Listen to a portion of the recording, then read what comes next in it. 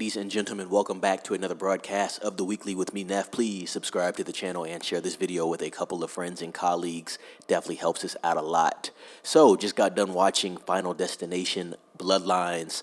I thought the film was pretty funny, to be quite honest. And if I had to describe the film, I'd title it as a black comedy, to be quite honest. If I had to compare this film with the other 5 Final Destination films that we have gotten, I'd say it's arguably the funniest one, to be honest. Doesn't mean it wasn't a good time at the theater. It was definitely fun. And the kills are pretty gnarly and creative. One thing I'd like to praise the film for was the pacing of the film, number 1, the way the film is shot, number 2 as well, and the fact that they pay homage to other Final Destination films, not all of the films, but a lot of the films, and they do it in a subtle way.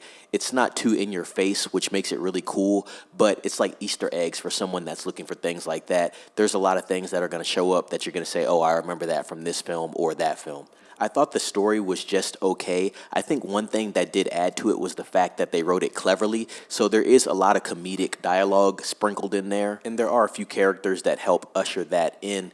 As far as the acting, I thought it was pretty much subpar, to be honest. A lot of these actors I don't know. On one end, it is refreshing to see some new faces on screen. I do know, and it still happens now, that you start to see the same people in the same type of movies, and it just gets old and redundant. So it was cool to see some fresh faces, but like I said, the acting was just okay. And for a film like this, I'm not expecting Oscar-worthy performances, so it does get a pass with this film, to be honest. One thing I do have to dock the film points on, and the other Final Destinations in the series, is the fact that they don't use practical as much anymore, and that's just something that's basically been plaguing Hollywood at this point. They've stopped using practical effects and start going to the heavy VFX and CGI, so I think that did take away from the kills for me. When I look at Final Destination 1, 2, and 3, a lot of the kills had a more visceral feel because they felt more realistic, whereas these don't feel that realistic as well. It's like I'm watching a video game cutscene in a lot of these kills, to be honest, even though they're pretty brutal and gruesome. I would say for the amount of money that they did spend on the film, keeping it at about $40 to $45 million is good for them, and I hope they can actually make all that money back this weekend. I think the film's deserving of that at least. I don't want to give away too many spoilers, but as I'm going to say moving forward here, if you're a fan of the Final Destination series, I'd say you can watch this in theater. If you're not so much of a fan of the Final Destination series or don't know what Final Destination is, I'd probably recommend it as a watch at home, so stream it at home. But overall, it's not a bad quality film. To me, it just doesn't really stand up to the first 3 Final Destinations, maybe more comparable to Final Destination 4 or 5. There are some twists and misdirections that I liked and thought were very clever, but there's also some twists that I thought were pretty predictable as well. There's a character that's been in this franchise for a long time, and you'll really see what happens with him in his past and then what ends up being his future in the end there. And so to me, that part was predictable, but I could maybe see some audience members not catching that early in the film.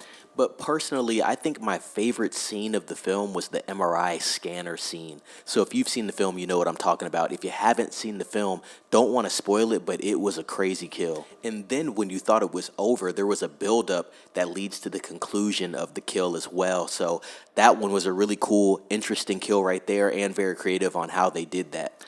The music was cool. The score was cool. We had some yacht rock sprinkled in there. I like yacht rock music, so that was cool to hear some of those tunes. Once again, like I said, it takes the edge off the seriousness of the film that I thought the first 3 had. Now, while all those films are not super serious, I think the tone of those films is a little more dark than what we've gotten towards the end of the Final Destination franchise. And this is a reboot now. Where does it go from here? Who knows? Obviously, if you've seen the end of this film, you know why I'm saying that. But we will just have to see, ladies and gentlemen. So my score for Final Destination Bloodlines, I'm giving it a 6.5 out of 10. Once again, that is a 6.5 out of 10. Like I said, not a bad time in the theater. I actually laughed a lot, to be quite honest. And I think if you are a fan of the Final Destination franchise, you will know what I'm saying. I want to know what you think about this film. If you did see it, please chime down in the comments. I want to hear your thoughts on it. Did you give it a higher score? Obviously, I've been reporting on Final Destination Bloodlines for about a week or two now heavily. The Rotten Tomatoes score, they gave it a 90. That was the audience score. The critics gave it a 92. And so pretty high scores there. So very good for Warner Brothers Pictures and New Line Cinema. And I'm pulling up the budget now. So the official budget's $50 million. The box office right now is $47.4 million. We still have to get through Sunday. And it runs 110 minutes. So lean and mean flick, $47.4 million already.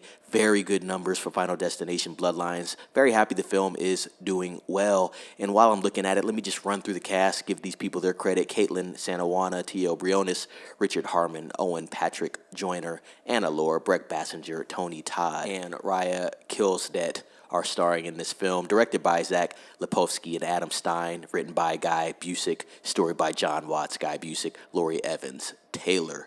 So that's Final Destination's Bloodlines, ladies and gents. That is my review for the film. Like I said, 6.5 out of 10. I want to know what you think about this film. If you saw it, let me know. If you're going to be watching this film and you haven't seen it yet, tried to keep the spoilers to a minimum. But I think I hit a lot of points that make a lot of sense to people that are fans of the franchise, and maybe people that don't know about the franchise that can go in and just watch it for themselves and then take it in how they want to and then give it a score for themselves. But I'll let you guys do that. Ladies and gents, please subscribe to the channel. Share this video with a couple of friends and colleagues. Let them know to subscribe as well. Like this video, ring the bell for notifications, and be safe. It's Neff signing off.